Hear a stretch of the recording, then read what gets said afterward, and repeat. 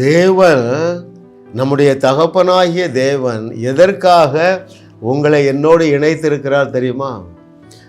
மன்னாதி மன்னனாகிய அவரை நீங்களும் நானும் மகிழ்விக்க போகிறோம். 51வது அவருடைய ஞானத்தின் ஆழம் என்ன தெரியுமா?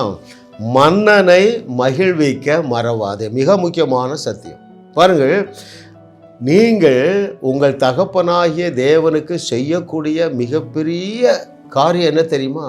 அவரை சந்தோஷப்படுத்துறது தானே. உங்கள் பிள்ளை ஸ்கூலில் பெஸ்ட்டு மார்க் வாங்கிட்டா எவ்வளோ சந்தோஷம் இல்லை? ஒரு IAS ஆகிட்டா அதை விட பெரிய சந்தோஷம். அதே போல் எழுதி தந்திருக்கிற நன்மைகளை நாம் யாவரும் பெற்று அனுபவித்து நம்முடைய தகப்பனாகிய மன்னாதி மன்னனை மகிழ்விக்க போகிறோம். கர்த்தருடைய ஆவியானவர் தொடர்ந்து நம்மோடு பேசுவாராக. ரைட்? நம்மை அழைத்த நம்முடைய தகப்பனாகிய தேவன் நம் மூலமாக சந்தோஷப்பட விரும்புகிறது நியாயம்தானே? எத்தனை பேர் புரியுது? உன் தேவன் உன் மூலம் சந்தோஷப்பட விரும்புகிறது நியாயமா இல்லையா? நியாயம்தானே? எப்படி என்று சொல்லி நம்ம இன்னைக்கு பார்க்க போகிறோம். சரிங்களா? இன் அதர் வேர்ட்ஸ், தகப்பன் தன் ஒவ்வொரு பிள்ளைகள் மூலமும் சந்தோஷப்பட விரும்புகிறது போல. என்னுடைய நண்பர், அவரோடு பிறந்தவர்கள் 3 பேர். அவர் அடிக்கடி சொல்வார், நாங்கள் 3 பேரும் கவர்மெண்ட் வேலையில் சேர்ந்து எங்கள் அப்பாவை சந்தோஷப்படுத்த வேண்டும் என்பது எங்களுடைய அப்பா விருப்பம் என்று சொன்னார். பாருங்க, இட் இஸ் லாஜிக். அது லாஜிக்கலான காரியம்தான். இன்றைக்கு அருமையானவர்களே, எவையெல்லாம் அவருக்கு அந்த சந்தோஷத்தை கொண்டு வரும் என்று சொல்லி பார்ப்போமா? எவையெல்லாம் நம்மை ரட்சித்த நம்முடைய தகப்பனாகிய தேவனுக்கு சந்தோஷத்தை கொண்டு வரும் என்றால், முதலாவது நீங்கள் நல்லா இருக்கும்போது அவருக்கு சந்தோஷம். சொல்லுங்க, நான் நல்லா இருப்பேன். அப்படி என்றால் என்ன பொருள்? நான் ஆபிரகாமுடைய ஆசீர்வாதங்களை பெற்று நல்லா இருப்பேன். எனவே என்னுடைய தகப்பனாகிய தேவன் நல்ல சந்தோஷமாக இருப்பார். ஒரு வசனம் வாசிக்கட்டுமா உங்களுக்கு? The book of Jeremiah chapter 33 verse 9. எரேமியாவின் புஸ்தகம் 33வது அதிகாரம் 9வது வசனம். நான் அவர்களுக்கு செய்யும் நன்மையை எல்லாம் கேட்க போகிற பூமியின் எல்லா ஜாதிகளுக்கு முன்பதாக அது எனக்கு. இது சொல்றது யாரு? தேவன் சொல்லுகிறார். உங்க அப்பா என்ன சொல்றார் தெரியுமா? நான் ஏற்கனவே கொடுத்திருக்கிற நன்மைகளை என்னுடைய பிள்ளைகள் பெற்று அனுபவிக்கும் பொழுது எனக்கு மகிழ்ச்சியுள்ள கீர்த்தி, 2வது புகழ்ச்சி, 3வது மகிமையாயும் இருக்கும். ஃபர்ஸ்ட்ல என்ன சொல்றாரு? மகிழ்ச்சிங்கிறார். நீங்கள் ஆபிரகாமுடைய ஆசீர்வாதங்களை பெற்று அனுபவிக்கும் பொழுது உங்களை ரட்சித்த உங்கள் தகப்பனாகிய தேவன் சந்தோஷப்படுவேன்னு சொல்லுகிறாருப்பா. பரதேசியா இருக்கிறீங்கன்னு வைங்களேன். அப்படி என்றால் என்ன பொருள்? உங்கள் பிள்ளைக்கு ஃபீஸ் கட்ட முடியல, ஒரு வீட்டுக்கு வாடகை கொடுக்க முடியல. அவர் என்ன சொல்லுகிறார் தெரியுமா? எப்பா, உன் நிமித்தமாக என் நாமம் நித்தமும் இடைவிடாமல் தூஷிக்கப்படுகிறதுங்கிறார். அப்போ அது அவருக்கு துக்கமான காரியம். என்ன சொல்றாரு? நீங்கள் நன்மையான எல்லாவற்றையும் பெற்று அனுபவிக்கும் பொழுது எல்லா நன்மைகளின் நிமித்தமும் எல்லா சமாதானத்தின் நிமித்தமும் நீங்கள் எல்லா நன்மைகளையும் பெற்றுக்கொண்டு நல்ல சமாதானமாக வாழும் பொழுது நம்ம அப்பா மகிழ்ச்சி அடைவேன் என்று சொல்லுகிறார். எத்தனை பேர் புரியுது அருமையானவர்களே? Hallelujah. Oh, thank you Lord for your goodness. அப்போது நீங்கள் நன்றா இருந்தால் அப்பாவுக்கு சந்தோஷம். Simple logic. என் பிள்ளைகள் நல்லா இருந்தால் எனக்கு சந்தோஷம். பொல்லாதவர்களாகிய நாமே நம்ம பிள்ளைகள் நல்லா இருந்தால் சந்தோஷப்படுகிறோமே. அப்போ நம்மை அழைத்த நம்முடைய பரம தகப்பன் அவருடைய சொந்த குமாரன் என்று பாராமல் இயேசுவையே நமக்காக கொடுத்து விட்டு நாம் நல்லா இருக்கோன்னே எதிர்பார்க்கிறது நியாயம்தானே? எதற்காக இயேசு கிறிஸ்து சிலுவையிலே நல்லா இல்லாததை தெரிந்து கொண்டார்? நாம் யாவரும் நன்றாக இருக்க வேண்டும் என்பதற்காகத்தான். அப்போ முதலாவது நம்ம எதை கற்றுக்கொள்கிறோம் என்றால், அவருடைய பிள்ளைகளாகிய நாம் யாவரும் நன்றாக இருக்கும் பொழுது நம்முடைய தகப்பனாகிய தேவனுடைய இருதயம் மகிழ்ச்சி அடையும். 2வது, எது நம்முடைய தகப்பனை மகிழ்ச்சி அடைய செய்யும் என்று வாசிக்கிறேன் உங்களுக்கு. ஹல்லேலூயா. பாருங்கள், அங்கே மத்தேயு 8:8, யூதன் அல்லாத ஒரு அந்நியன் இயேசு கிறிஸ்துவை சந்தோஷப்படுத்துகிறான் பாருங்க, மகிழ்விக்கிறான். அவன் யாரு? 100க்கு அதிபதி, ரோம அரசாங்கத்தின் ஒரு தளபதி. இயேசு கிறிஸ்துவை அப்படி நம்புகிறா. இயேசப்பா அவ்வளவு சந்தோஷப்படுகிறாருங்க. அப்போ யாராலே தேவனை மகிழ்விக்க முடியும் என்றால் அவரை விசுவாசிக்கிறவர்களால் தேவனை சந்தோஷப்படுத்த முடியும். இதுக்கு பெஸ்ட் எக்ஸாம்பிள் யார்? நம்முடைய 100க்கு அதிபதி. அவனுடைய வேலைக்காரன் வியாதியிலே அவதிப்படுகிறார்.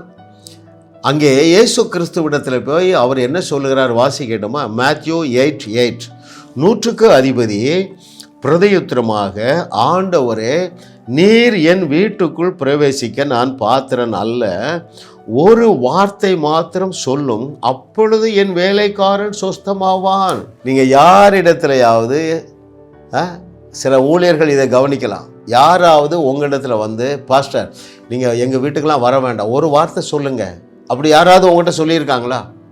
என்னிடத்துல இப்போ பலர் சொல்ல ஆரம்பிச்சிட்டாங்க, அண்ணா நீங்கள் ஒரு வார்த்தை சொல்லுங்கள், நாங்கள் ஆஸ்பத்திரிக்கு போக ரெடி ஆகிட்டோம், இப்போ தான் உங்கள் ஞாபகம் வந்தது, ஒரு வார்த்தை சொல்லுங்கள், இப்பொழுதே டெம்பரேச்சர் நார்மல் ஆகிவிடும் என்று அவர்கள் சொல்லுவது எனக்கு எவ்வளோ சந்தோஷமாக இருக்குது தெரியுமா? 100க்கு அதிபதி சொல்கிறாங்க. அல்லேலூயா. இவனுக்கு சாபத்தும் கிடையாது, ஓய்வு நாள் அவன் என்ன செய்யலை, அனுசரிக்கலை, விருத்த சேதனம் பண்ணலை, ஆடு இளங்காலை இவைகளை பலியிடவில்லை, நியாயப்பிரமாணத்துக்கு இவனுக்கு சம்பந்தம் இல்லை.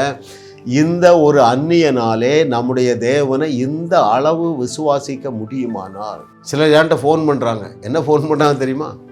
பிரதர் நீங்கள் சொல்கிறது எல்லாம் கரெக்டு தான் பிரதர், நான் வேறு மார்க்கத்திலேருந்து இங்கே வந்தேன், 10 வருஷம் ஆச்சு, என்னுடைய உடன் பிறந்தவர்களெல்லாம் நல்லா இருக்காங்க, இந்த 10 வருஷத்தில் அநேக காரியங்களை இழந்துட்டேன்.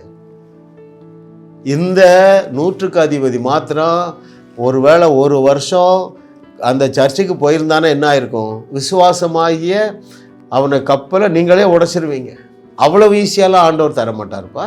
நீ காலை எழுந்து 2 மணி நேரம் தலைகளை நின்று ட்ரை பண்ணு, வருஷத்தில் 40 நாள் உபவாசம் பண்ண. ஐயா இவனுக்கும் அதுக்கும் சம்பந்தமே இல்லைங்க, அவனாலே இயேசு கிறிஸ்துவை இந்த அளவு விசுவாசிக்க முடிகிறது. எனக்கு ரொம்ப ஆச்சரியமாக இருக்கு பாருங்க. ஒரு வார்த்தை மாத்திரம் சொல்லும், அப்பொழுது என் வேலைக்காரன் ஹீல் ஆகிடுவாங்கிறாங்க. இப்போது நம்முடைய ஆண்டவர் எப்படி ரெஸ்பான்ஸ் பண்ணுறாரு பாருங்க. அங்கே மத்தேயு 8:10, Jesus was so joyful to hear this. என்ன அவ்வளவு நம்புறியா? அவர் என்ன செய்தார் பாருங்கள். மத்தேயு 8:10, இயேசு இதை கேட்டு ஆச்சரியப்பட்டு, சந்தோஷமாக ஆச்சரியப்பட்டு, தமக்கு பின் செல்லுகிறவர்களை நோக்கி, இஸ்ரவேலருக்குள்ளும் நான் இப்படிப்பட்ட விசுவாசத்தை காணவில்லை என்று மெய்யாகவே உங்களுக்கு சொல்லுகிறேன். எத்தனை பேர் அருமையானவர்களே, உடைய கரத்தை பற்றி நான் சொல்லுகிறேன், விசுவாசத்தில் பெருகுங்க. உங்கள் அப்பா உங்கள் மூலமாக சந்தோஷப்பட விரும்புகிறார். அது முடியாத காரியம் இல்லையா? முடியாத காரியம் இல்லையா? ஒரு சகோதரி நேற்று எங்கள் ஆலயத்துக்கு கூடுவாஞ்சேரிக்கு அங்கேருந்து வந்திருக்காங்க தனியாக. எப்படி சிஸ்டர் இவ்வளோ தூரம் வந்தீங்க? பிரதர் எனக்கு கஷ்டமே இல்லை பிரதர், உங்கள் செய்தியை கேட்டுகிட்டே இருக்கேன், எனக்கு பயங்கர விசுவாசம், எனக்குள்ள ஒரு குதூகலம் வந்து விட்டது. பிரிந்து போன என்னுடைய சகோதரியும் அவருடைய கணவனும் சேர்ந்து வாழ துவங்கிட்டாங்க. குதூகலம். அல்லேலூயா. குதூகலமாக நீங்கள் இருப்பீர்கள் என்றால் உங்கள் அப்பா உங்களோடு கூட குதூகலமாக இருப்பார். அறிந்து கொள்ளுங்கள் அருமையானவர்களே. ஏதாவது இது சாத்தியம் இல்லாதது போல தெரிஞ்சால் எனக்கு ஃபோன் பண்ணுங்க. இது எப்படி பிரதர் சாத்தியம்? ரொம்ப சிம்பிளாக 1 வேர்டில் நான் ஆன்சர் பண்ணிடுவேன். சிறைச்சாலைக்குள்ளே அவ்வளவு காயத்தோடு ரத்தம் வடிஞ்சு கொண்டு இருக்கும் பொழுது பவுலும் சீலாவும் சந்தோஷமாக இருந்தால் உங்களால் முடியாது என்று கேட்பேன். நீங்கள் வாயை பொத்திட்டு போயிடுவீங்க. ஆமாம் இல்லை, யோசிங்கங்க. சாத்ராக் மேஷாக் ஆபேத் நேகோவாலே அந்த சீருகிற நெருப்புக்குள்ளே சந்தோஷமாக இருந்தார். அதை விட மோசமான சூழ்நிலையில் நீங்கள் இருக்க மாட்டீங்களா? அல்லேலூயா. பாருங்கள், அப்போ இயேசு கிறிஸ்துவை சந்தோஷப்படுத்தினது 100க்கு அதிபதியுடைய விசுவாசம். 3வது, மன்னாதி மன்னனாகிய உங்கள் தகப்பனாகிய தேவனை மகிழ்விக்க நீங்கள் அற்புதம் செய்யும் பொழுது அவர் சந்தோஷப்படுகிறார். நான் பைபிளை விட்டு வெளியே போகிறதில்ல. 70 பேரை 2 பேராக வெளியே அனுப்புகிறான். சரிங்களா? கிராமங்களுக்கு அனுப்புகிறான். அவங்க வந்து ரிப்போர்ட் பண்ணுறாங்க, இயேசுவே உம்மை பேரை சொன்னால் பிசாசு ஓடுது, வியாதி சுகமாகுது. இப்படி சொன்ன உடனே அவர் ஆவியிலே களி கூர்ந்தாராம். ஏன்? அற்புதம் செய்கிறாங்க. பேதையாகிய பேதுரு அற்புதம் செஞ்ச உடனே அப்பாவுக்கு ரொம்ப சந்தோஷமாயிட்டு. அதை நான் உங்களுக்கு வாசிக்கட்டுமா? லூக்கா 10வது அதிகாரம் 17வது வசனத்திலே, பின்பு அந்த 70 பேரும் சந்தோஷத்தோட திரும்பி வந்து, ஆண்டவரே உம்முடைய நாமத்தினாலே பிசாசுகளும் எங்களுக்கு கீழ்ப்படுகிறது என்றார்கள். அதே 21வது வசனத்தில் லூக்கா 10:21 இப்படி தேவன் தன்னுடைய சந்தோஷத்தை எக்ஸ்பிரஸ் பண்ணுறார் பாருங்க. அந்த வேளையில் இயேசு ஆவியிலே களி கூர்ந்து, பிதாவே வானத்துக்கும் பூமிக்கும் ஆண்டவரே, இவைகளை நீர் ஞானிகளுக்கும் கல்விமான்களுக்கும் மறைத்து பாலகர்களுக்கு வெளிப்படுத்தினபடியினால் உம்மை ஸ்தோத்தரிக்கிறேன். என்ன சொல்றாரு? ஆவியிலே களி கூர்ந்தாராம். ஏன்? சீஷர்கள் அற்புதம் செய்யப்படுது. அதில் இன்னொரு காரியத்தை நாம் கற்றுக்கொள்ள வேண்டும். கல்விமான்களுக்கு மறைத்து பாலகர்களுக்கு வெளிப்படுத்துகிறபடியினால். அப்படின்னா என்ன பொருள்?